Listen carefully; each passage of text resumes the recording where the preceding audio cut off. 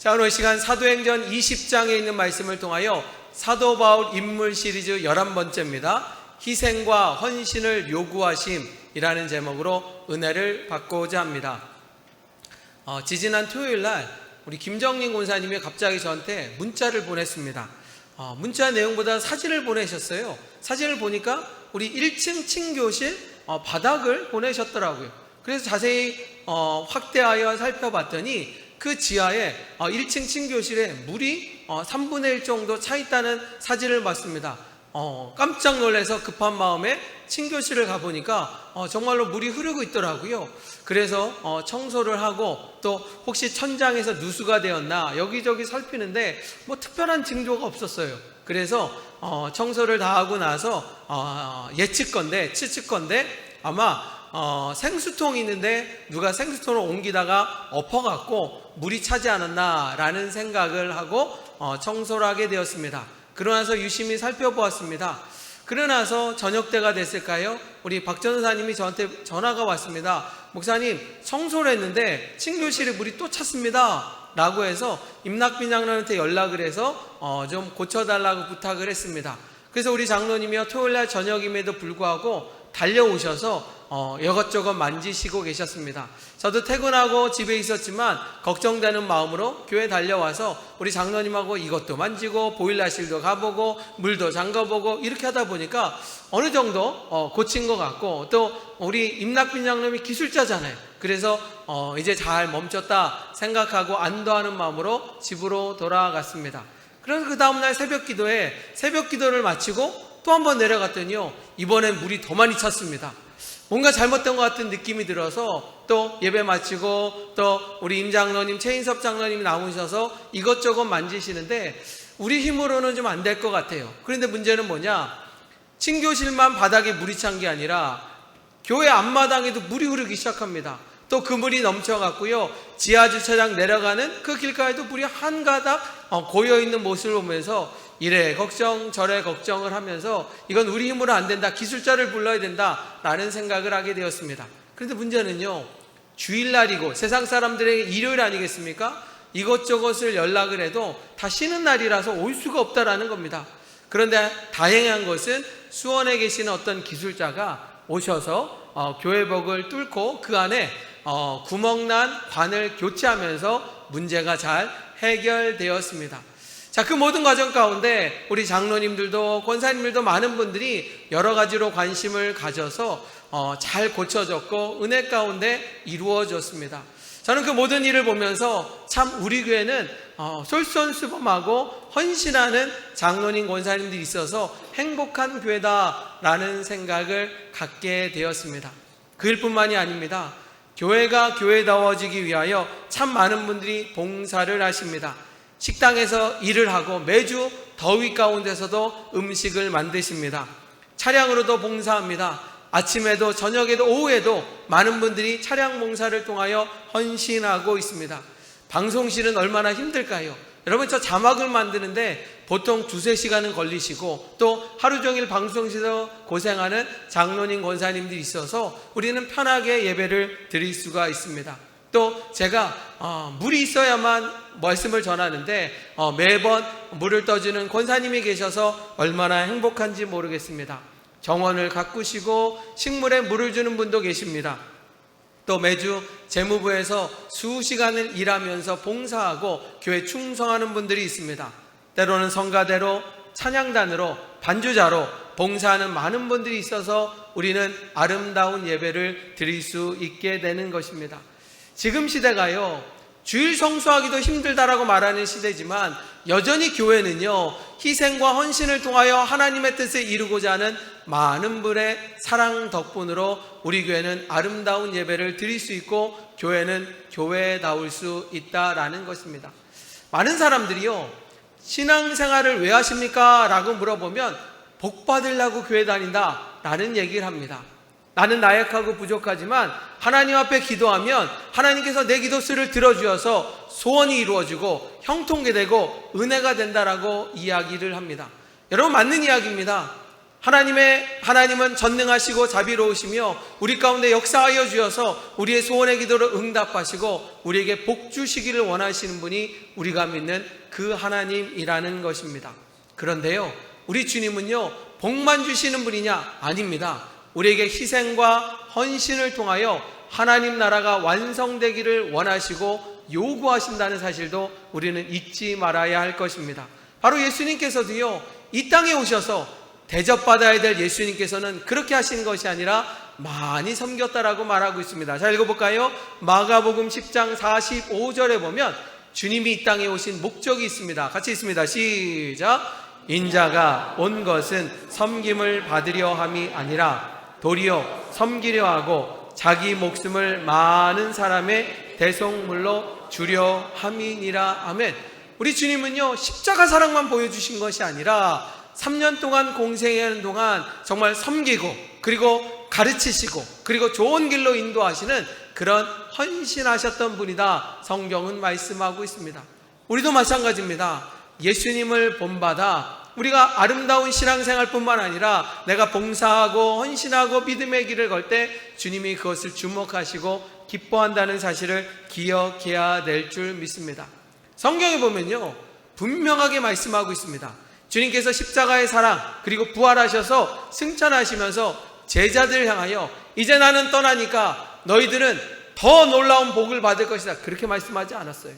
주님은요, 마지막으로 당부하면서 제자들에게 뭐라고 말씀하셨는가? 자, 마태복음 28장 19절과 20절에 보면 주님은 단순히 축복만 얘기하지 않았어요. 우리에게 요청하는 게 있었습니다. 요구하는 게 있다라는 것입니다. 그러므로 시작. 그러므로 너희가 가서 모든 민족을 제자로 삼아 아들과 성령의 이름으로 세례를 베풀고 내가 너희에게 분부한 모든 것을 가르쳐 지키게 하라. 볼지어다 내가 세상 끝날까지 너희와 항상 함께 있으리라 하시니라. 아멘. 여러분, 이 말씀을 읽어보면요, 그런 의문이 되지 않습니까? 우리 하나님은 전능하신데, 우리 하나님은 위대하신데, 우리가 하지 않아도 하나님이 하시고자 한다면, 하나님이 역사하여 주시면 세상을 뒤집어서라도 이 나라를 기독교 국가로 믿는 자로 다 만들 수 있습니다. 그런데 하나님은 그렇게 안 하실까라고 하는 것은, 하나님의 뜻은요, 하나님이 일하시는 것이 아니라 우리를 통하여 세상이 변화되고 우리를 통하여 세상이 복음화가 되고 우리의 희생과 헌신을 요구하는 것이 맞다라고 성경은 분석할 수 있습니다. 아니, 성경은요, 더 구체적으로 얘기하는데요. 자, 읽어볼까요? 마태복음 16장 24절에 보면 이렇게 말씀하셨습니다. 이에 예수께서 제자들에게 이르시되 누구든지 나를 따라오려거든 자기를 부인하고 자기 십자가를 지고 나를 따를 것이니라. 아멘. 주님은 단순히요, 희생과 헌신을 넘어서서 뭐라고 말하냐? 예수님께서 십자가를 매셨던 것처럼 우리도 자기 십자가를 메고 그 길을 따라야 된다라고 말씀하고 있습니다. 여러분이 문자적으로 해석하니까 별거 아닌 것 같지만요, 십자가를 진다라는 건 얼마나 무서운 건지 아시겠습니까? 얼마나 큰 희생을 필요로 하는 걸 아시겠습니까? 그런데 주님은요, 우리를 보고 십자가를 메고 그 길을 걷는 것이 맞다라고 말씀하고 있습니다. 이 얘기는 무엇입니까? 우리가 정말로 주님 앞에 나와 단순히 앉아서 예배드린 걸 넘어서서 주님 나라를 위하여 봉사하고 헌신하고 그것이 아름답고 맞는 것이다, 성경은 이야기하고 있습니다. 특별히 십자가의 의미를 생각해 보십시오. 예수님께서 십자가를 지셨던 이유는요, 다른 것이 아니라 죄인인 우리를 사랑하기 위하여, 남을 위하여 십자가를 지었다라는 것입니다. 다시 말하면 여러분도 무엇이냐? 신앙생활 하면서 남을 보듬어주고 용서해주고 사랑해주고 바른 길로 이끄는 것이 하나님의 뜻이라는 것이라는 사실을 우리는 절대로 잊어서는 안 된다라는 것입니다. 자, 오늘 본문 말씀이요, 바로 자기 십자가를 지는 것이 무엇인지를 정확하게 말씀해 주고 있습니다. 지난 시간 기억하십니까? 지난 시간 사도 바울은 3차 전도여행을 마치고 파송한 안디옥이 아니라 예루살렘 교회로 서둘러 가려고 합니다. 서둘러 가는 와중에 드로아에 잠깐 멈췄고 하루 정도 쉬는 사이에 기독교인들이 사도 바울 선생님이 오셨으니까 그냥 가지 마시고 부흥회를 열어주십시오 라고 하였고요, 마음이 뜨거웠던 사도 바울은 성도들과 함께 부흥회를 열어서 열심히 기도하고 말씀을 선포하고 있습니다. 그런데 사도 바울도 안타까웠는지 잠깐 하는 것이 아니라 2시간, 3시간 밤늦게까지 하다 보니까 은혜 받는 성도도 있었지만 그 자리에 정말 힘들어하는 사람도 있었고요, 성경에 오면 3층 창가에 앉았던 유두고라는 사람이 졸음을 참지 못하여 뚝 떨어져 그만 죽고 말았습니다. 얼마나 비참한 일입니까? 은혜의 자리 가운데 그런 일이 일으면 성도들이 영향을 받을 수밖에 없는데, 그런데 사도 바울은 담대하게 그에게 외칩니다. 나사렛 예수로 명하느니 죽은 유두고야 일어나라, 살아나리라 라고 말씀하셨을 때 그 유두고가 벌떡 일어났다라는 것입니다. 그러니 얼마나 더 큰 은혜와 역사가 일어났겠습니까? 그래서 지난 시간에 이 말씀을 통하여 사랑의 하나님, 기적의 하나님이란 말씀을 전하였고요, 그 하나님은 2000년이 지난 오늘도 동일하신 하나님이라는 것입니다. 오늘도 이 예배 가운데 기적의 하나님, 사랑의 하나님이 여러분을 만져주셔서 승리하시기를 주님의 이름으로 축원합니다. 바로 그 주님이 능력의 주님, 우리가 믿는 주님이시라는 것입니다. 그런데 이제 바로 그 사역을 마치고요, 이제 사도 바울은 예루살렘을 향하고 있었습니다. 사도 바울이요, 서둘러 예루살렘에 가고자 했던 것은요, 2가지 이유가 있었습니다. 2가지 이유는 무엇이냐? 첫 번째로는요, 가뭄으로 인하여 굶주려 있는 예루살렘 성도들에게 연복음을 전달하고자 하였습니다. 자, 읽어볼까요? 로마서 15장 25절과 26절에 예루살렘에 가는 목적이 담겨져 있습니다. 로마서 15장 같이 있습니다. 시작. 그러나 이제는 내가 성도를 섬기는 일로 예루살렘에 가노니 이는 마게도냐와 아가야 사람들이 예루살렘 성도 중 가난한 자들을 위하여 기쁘게 얼마를 연보하였음이라. 아멘. 성경에 보면요, 사도 바울은 3차 전도에 의하여 에베소 교회, 고린도 교회, 그리고 마게도냐 지역에서 복음을 증거하였습니다. 그러면서도 몰매를 맞기도 하고 도망치기도 하고 기절도 하고 여러 가지 고난을 받았지만 사역을 멈추지 않았습니다. 때로는 돌에 맞아서 사람들이 죽은 줄 알고요, 그 사도 바울을 송장 있는 골짜기에 내버리기도 하였지만 사도 바울은 벌떡 일어나 여전히 에베소에서 복음을 증거하고 있었습니다. 그렇게 열심히 증거하는 와중에 어느 날 예루살렘으로부터 편지를 받게 됩니다. 소식을 듣게 됩니다. 무엇이냐? 예루살렘 지역이 수년간 가뭄으로 인하여, 흉년을 인하여 그들이 먹을 것이 없다라는 소식을 듣게 됩니다. 사도 바울 마음에 안타까움이 있습니다.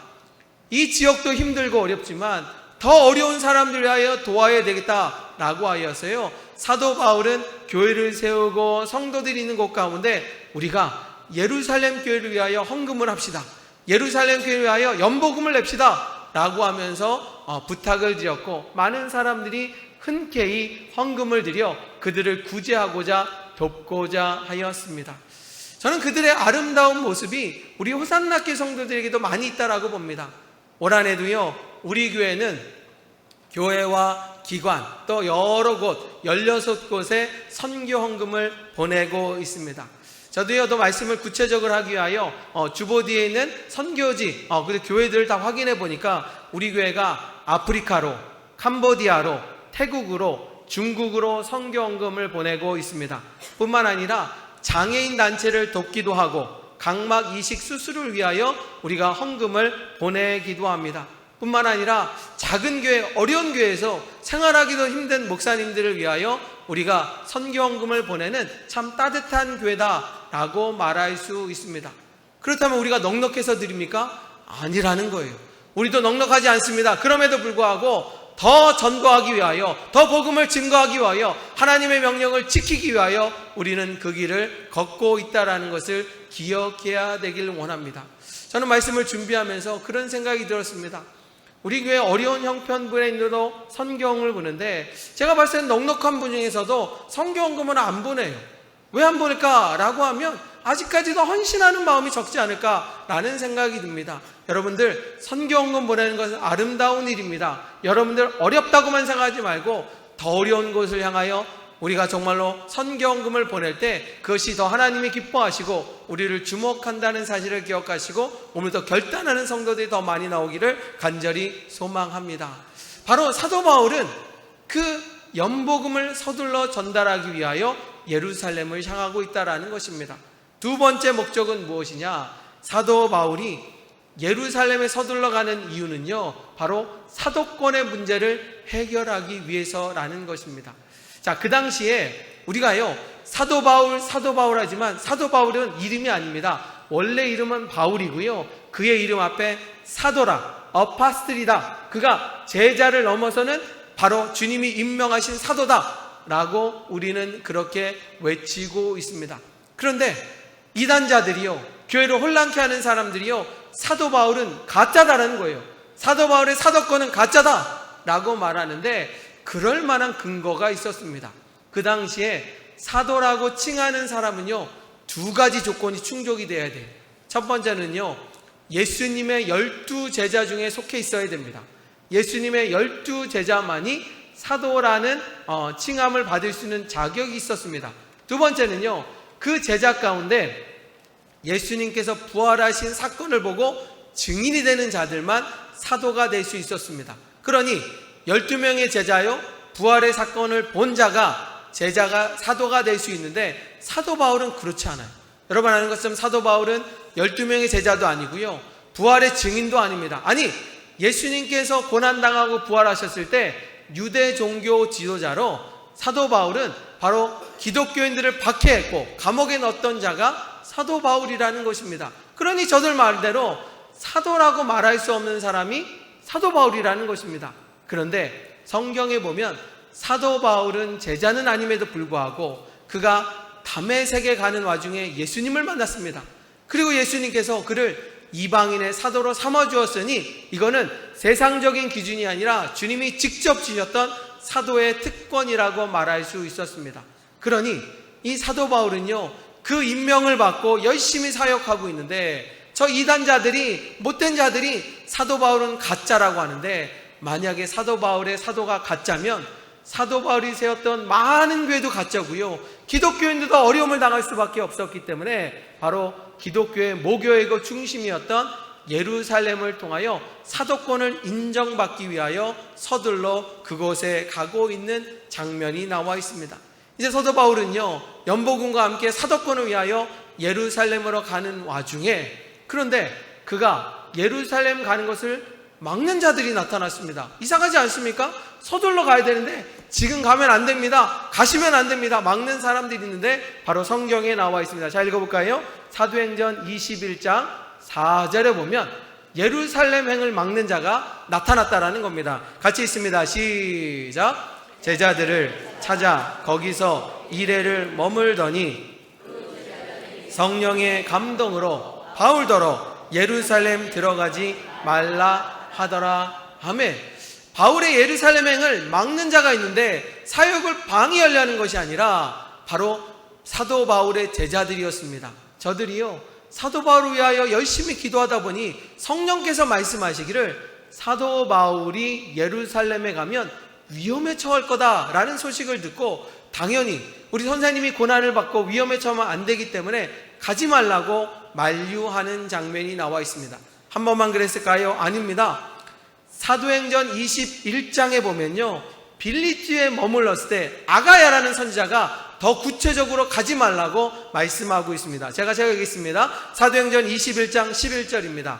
우리에게 와서 바울의 띠를 가져다가 자기 수족을 잡아매고 말하기를 성령이 말씀하시되 예루살렘에서 유대인들이 이같이 이 띠 임자를 결박하여 이방인의 손에 넘겨주리라 하거늘. 아가야 선지자는요, 더 구체적으로 얘기합니다. 사도 바울이 예루살렘에 가면 누명을 받게 되고, 그리고 감옥에 처하게 되고, 그리고 고통을 당할 것이고 위험할 수 있다라는 이야기를 하면서 사도 바울이 예루살렘에 가는 것을 막고 있습니다. 절대로 가시면 안 됩니다, 이번에 가시면 안 됩니다, 그렇게 이야기하고 있습니다. 자, 그러면 제가 여러분에게 질문할까요? 사도 바울 주변에 있는 제자들은요, 환상을 통하여 사도 바울이 위험에 처한다는 것을 알고 있습니다. 그러면 사도 바울은 모를까요? 사도 바울은 영적으로 막혀 있어서 저들은 알고 있지만 사도 바울은 모를까요? 아니에요. 제가 봤을 때는요, 하나님이 더 분명하게 사도 바울에게 이야기했다라는 것입니다. 거기 가면 위급하다, 거기 가면 죽을 수도 있다, 그 얘기를 들었음에도 불구하고요, 사도 바울은 알겠습니다. 그럼에도 불구하고 저는 그 길을 가겠습니다. 하나님이요, 위험하다고 그랬지 가지 말라고 말씀하지 않았습니다. 그러니 사도 바울은 내가 목숨을 잃을지라도 나에게 맡겨진 사명 감당하기 위하여 나는 예루살렘을 가겠습니다, 고백하며 결단하는 이야기가 성경 가운데 나와 있습니다. 사랑하는 성도 여러분, 우리는 목숨이 하나지만요, 사도 바울은 목숨이 두 개죠. 세 개니까 한번 죽고 나면 또 살 수 있으니까 그래도 되죠? 아니에요. 사도 바울도 생명은 우리처럼 똑같이 하나입니다. 그럼에도 불구하고 그의 뜨거운 열정 가운데 무슨 마음이 있었느냐? 자신은 하나님의 복을 받는 사람이지만 또한 하나님이 요청하시니, 하나님이 요구하시니 희생과 헌신을 통하여 하나님 나라를 이루고자 하는 열망하는 마음이 있었고, 자신이 해함을 당할지라도 자신은 사명 감당을 위하여 예루살렘 성도들 불쌍히 여겨서 그곳에 가겠다라고 고백하고 있습니다. 그 내용이 성경 가운데 담겨 있습니다. 같이 읽어볼까요? 오늘 본문 사도행전 20장 24절 말씀입니다. 같이 한번 여러분들의 고백처럼 같이 엄중하게 같이 한번 고백하겠습니다. 내가 달려갈 길과 주 예수께 받은 사명 곧 하나님의 은혜의 복음을 증거하는 일을 마치려 하면은 나의 생명조차 조금도 귀한 것으로 여기지 아니하노라. 아멘. 사도 바울은 알고 있었습니다. 그곳에 가면 고난을 당할 것이라고, 그곳에 가면 힘들 것이라고, 억울한 누명을 당할 것이라고. 그럼에도 불구하고 나는 내 생명보다도 소중한 것은 내 사명을 지키는 것이고 주님 앞에서 당당하고 떳떳한 것이 더 귀한 것입니다. 그는 결심하였고요, 예루살렘행을 향해 가고 있습니다. 중국에요, 구이저우성에 양푸소라는 학교가 있었습니다. 이 양푸소라는 학교가요, 시골의 외딴 지역이다 보니까 이 동네의 유일한 학교는 하나였습니다. 그리고 선생님도 한 명이었습니다. 이 한 명의 선생님은요, 헌신하는 마음으로 이 학교를 계속해서 이끌어가고 있었습니다. 그러던 어느 날 바로 이 양푸소의 류옥강이라는 선생님이요, 희귀병에 걸려서 일어설 수가 없는 거예요. 무릎으로 기어다닐 수밖에 없는 그런 상황이었습니다. 점점 심해지는 상황 가운데 더 이상 교사를 할 수 없어서 정부에다 요청을 합니다. 저 대신 다른 교사를 보내달라고. 그런데 시골 외진 곳이잖아요. 아무도 오지를 않고 원하지 않자 결국 교육청에서 얘기하기를 그럴 바에는 학교를 폐쇄시키는 것이 더 좋다, 그렇게 판단했다라는 것입니다. 그런데 그 부모님들도요, 교육에 대해서 문외하다 보니까 굳이 아이들을 가르쳐야 되는가라고 해서 그냥 학교 다니지 말고 엄마 아빠를 따라 일을 시키겠다 그러면서 학교를 안 보내는 동의했다라는 것입니다. 그러자 이 류옥강 선생님은요, 내가 힘들어서 모든 걸 포기했는데 만약에 이 학교가 폐쇄되면 이 젊은 아이들의 꿈은 어떻게 하겠냐, 이 젊은 아이의 앞길은 어떻게 할까 걱정하는 마음으로 학부형들에 찾아가서 무릎으로 기어가서 찾아가면서 부탁을 합니다. 이 학교가 없어지면 꿈도 사라집니다. 이 아이들은 영원히 고생하고 힘든 와중에 있사오니 이 아이들이 학교 다닐 수 있도록 도와달라고. 내가 무릎으로 기어가더라도 어렵더라도 이 아이들을 계속해서 가르치겠습니다, 그렇게 이야기를 했다라는 것입니다. 학부모들이 감동을 받았습니다. 몸도 성치 않는데 아이들을 사랑하는 그 모습 가운데 학교는 계속 유지가 되었고요, 그 학교는 점점 이제는 발전하였고 동네가 정말 개발되면서 새로운 학교에서 귀한 자녀들, 엘리트 귀한 자녀들이 나오는 은혜를 누리게 되었다라는 것입니다. 마을 주민들도요, 그 선생님의 은혜 감사하는 마음으로 성금을 모금하여 14번 수술을 통하여 정상이 되었고 모든 것이 다 지나가게 되었다라는 것입니다. 만약에 선생님의 이상이 없었다면요, 학교는 폐쇄됐어요. 동네는 암울해질 거예요. 소망이 없는 그런 땅이 될 수 있는데도 불구하고 한 사람의 희생이 그 동네를 변화시키고 새로운 역사가 이루어졌다라는 것입니다. 1813년에요, 스코틀랜드의 가난한 집에 리빙스턴이라는 자가 태어났습니다. 10살이 되었는데 도저히 가정의 형편이 어려워서 학교를 그만두고 노가다 일을 하기 시작하였습니다. 그러다가 교회를 다니면서 소망을 찾게 되었고요. 그래서 의학과 신학을 공부하였고 나중에는 선교사가 되기로 결심을 합니다. 1840년 아프리카 미지의 땅에 가서 복음을 증거하기 시작합니다. 열심히 전달하였습니다. 31년 동안 한결같은 길을 가게 되었습니다. 이제 1871년 31년에 정말로 선교 사업을 마쳐야 될 정도로 몸이 쇠약해졌고 여러 질병 가운데 있었습니다. 그러자 영국 왕실과 그를 사랑하는 사람들이요 편지를 보냅니다. 30년 동안 열심히 사역했으니 이제는 고국 땅에 와서 편히 쉬고 그러면서 안식을 취하고 특별히 왕이 당신의 노고를 기억하사 정말 상품과 귀한 상금을 주니 이제 노후를 편안하게 지내십시오 라는 편지를 보냈다라는 겁니다. 그런데 그 편지를 받은 뒤로요 리빙스턴이요 잠적해 버렸어요. 연락이 되질 않아요.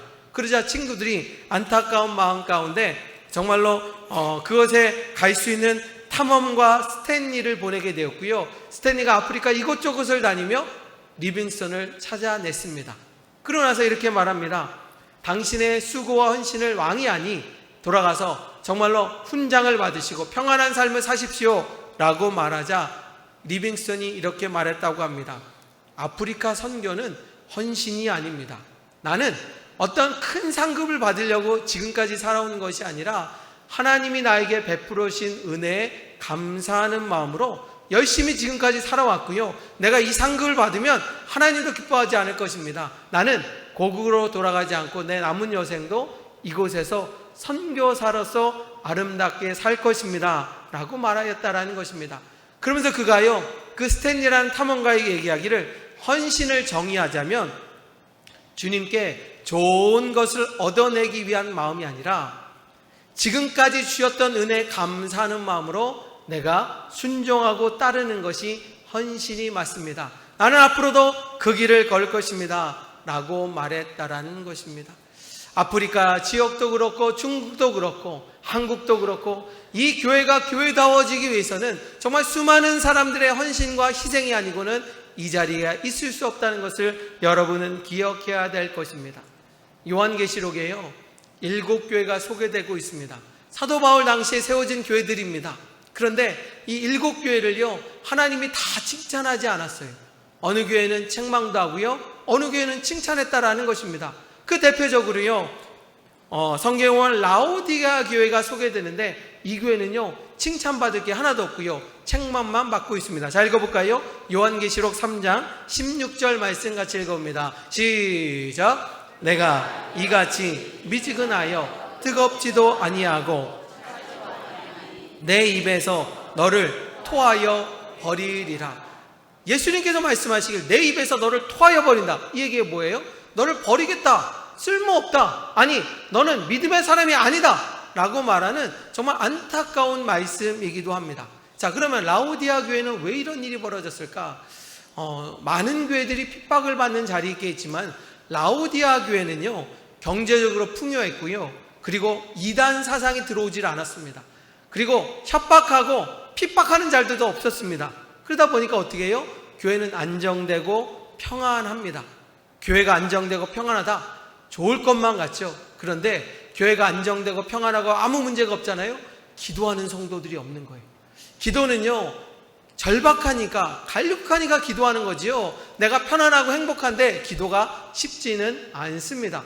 그러다 보니까요 이 라오디아 교회는 무엇이냐? 평안하니까 안정되니까 기도하는 성도들이 없습니다. 주일날 예배 드려도요 갈급함이 없습니다. 여기도 보면요 정말 예배를 사모하여 열심히 드린 사람도 있고요 지금 딴짓하는 사람도 있잖아요. 핸드폰 보는 지금도 여기 보니까 몇 명이 핸드폰 보내요. 왜 예배 시간에 핸드폰 보죠? 말씀 들어야 되는데. 예배 시간에 왜 졸죠? 말씀 들어야 되는데. 그러니까요 똑같은 교회예요. 라오디에 경향하여 말씀만 듣고 딴짓하고 그런 사람들을 통하여 뭐라고 말하느냐? 너희들 같은 예배 내가 받지 않겠다 라고 말씀하고 있습니다. 그러다 보니까 라오디아 교회는요 주일날 예배는 드리지만 그 예배를 주님이 기뻐하지 않고 책망했다라는 것입니다. 그런데 그 교회 모습이 요즘 한국 교회 모습 아니겠습니까? 요즘 여러분들 핍박받는 거 있습니까? 뭐 문제가 있습니까? 물론 어렵다 그래도요 다 먹고 살만 하잖아요. 편안하잖아요. 그러면 무엇이냐? 우리의 열정과 열심도 사라질 수밖에 없다라는 것입니다. 잘못하면요, 우리 오산나 교회도 라오디아 교회처럼 뜨뜻미지근하여 하나님이 실망하는 교회로 될 수 있다라는 것입니다. 한국 땅에 7,000교회가 있는데 모든 7,000교회가 하나님이 기뻐하는 교회는 아니라는 것입니다. 그러면 우리 교회만이라도 하나님이 기뻐하는 교회가 되도록 노력하고 헌신하고 열정을 붙여야 되는 것이 맞다라고 성경은 말씀하고 있습니다. 자, 그렇다면 책망받은 교회가 있는가 하면 어느 교회가 칭찬받았는가? 7교회 가운데 빌라델피아라는 교회가 있습니다. 자, 한번 볼까요? 요한계시록 3장 8절 말씀 읽어봅니다. 볼지어다, 시작. 볼지어다 내 앞에 열린 문을 두었으되 능히 닫을 사람이 없으리라. 내가 내 행위를 아노니 내가 작은 능력을 가지고도 내 말을 지키며 내 이름을 배반하지 아니하여도다. 아멘. 자, 라오디아 교회는 풍요롭고 넉넉하고 그리고 윤택했다라고 말하지만요, 이 빌라델피아 교회는 핍박이 많았고요, 가난한 성도들이 많았고요, 교회가 힘든 교회였습니다. 대형 교회도 아니고 사람들이 많이 모이는 교회도 아닙니다. 성경에 보니 작은 교회라고 말하고 어려운 형편 가운데 힘들어하는 성도들이 많았던 교회라고 말하고 있습니다. 그런데 주님은요, 그 교회를 칭찬하고 있어요. 왜냐? 어렵지만 힘들지만 믿음을 지키기 때문입니다. 바쁘고 힘들고 그리고 곤고하지만 그럼에도 불구하고 하나님 나라를 위하여 희생하는 성도가 있기에 하나님은 그 교회를 주목하고 그 교회를 아름답다라고 칭찬하고 있습니다. 사랑하는 성도 여러분, 오늘 말씀을 통하여 여러분 무엇을 깨달았습니까? 나는 날마다 주일날 나오니까 하나님이 기뻐하시겠지, 그럴 수도 있습니다. 그런데 아닐 수도 있어요. 왜냐? 여러분들의 마음 상태가 어떤지가 궁금합니다. 왜 자꾸 예배 시간에 눈을 감죠?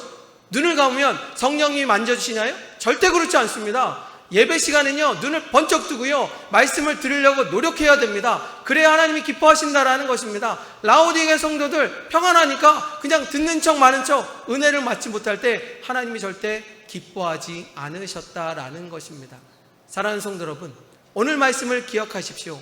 하나님은요, 우리에게 은혜를 주시기를 원하지만 또 한편으로는요, 여러분들의 희생과 헌신을 요구하신다라는 것입니다. 요구할 때마다 나는 못하겠습니다, 안 하겠습니다. 그것이 5년이 됐고 10년이 되었을 때 여러분 믿음이 자라나셨습니까? 저는 말씀을 마무리하면서 그런 생각이 들었습니다. 우리 교회도요, 요즘 보면요, 예배를 마치고 서둘러 가는 성도들이 점점 많습니다. 얼마나 바쁜지요, 축도 끝나자마자 서둘러 갑니다. 저한테 인사도 안 하고 막 달려갑니다. 세상에 제일 바쁜 사람이 우리 교회에 많은 것 같아요. 왜 그러십니까? 여러분, 그게 맞는 얘기입니까? 아니에요. 예배를 드리러 왔으면요, 내가 차분하게 예배를 드리고 일찍 와서 마음 경건한 마음으로 준비를 하고요, 예배 끝나면요, 기도할 사람은 기도하고요, 또 이곳에서 친교할 사람은 친교하면서 하나님과 가까워지는 게 진짜 신앙이에요. 그런데 제가 보니까 너무 바쁜 성도가 많아요. 끝나고 나면 일하러 가는 건지 아니면 누구 만나러 가는 건지 가만히 보면 그냥 서둘러. 밥도 우리 교회가 뭐 한 끼에 5,000원 내라는 것도 아니고 다 공짜로 드리는데 밥도 먹지도 않고 뭐가 바쁜지 그렇게 서둘러 가려는 성도가 많이 있습니다. 점점 시대가요, 주일 예배도 드리기 힘들어하는 그런 시대가 되었습니다. 그런 자리에 여러분도 유행처럼 따라가시겠습니까? 성경은 그렇게 말하지 않습니다. 주님이 우리를 축복하시고 사랑하는 하나님이지만 또한 주님은 여러분들의 희생과 헌신을 요구하셔서 교회가 더욱더 교회다워지고 하나님 나라가 더 번성하고 확장되길 원하는 것이 주님의 뜻이라는 것입니다. 잘못된 습관을 고치십시오. 바쁘지도 않은데 서둘러 집에 가는 습관을 고치십시오. 교회에서 기도하십시오. 그리고 친교하십시오. 그리고 예배드리는 데 집중하십시오. 그리고 헌신과 희생을 통하여 하나님이 기뻐하는 일을 감당할 때 하나님이 주목하는 아름다운 교회가 될 줄 분명히 믿습니다. 사도 바울이요, 왜 목숨을 걸고 그 자리에 갔겠습니까? 목숨이 2개가 아니라니까요, 3개가 아니라니까요. 그런데도 그는 나의 달려갈 길은 오직 주님 나라를 위하여 충성하는 믿음입니다. 바로 그의 외침이 우리의 울림이 되길 원하며 여러분들의 믿음의 고백을 통하여 더욱더 하나님이 기뻐하는 교회, 주님이 주목하는 교회, 하나님이 사랑하는 모든 성도가 되기를 주님의 이름으로 축원합니다. 기도하시겠습니다.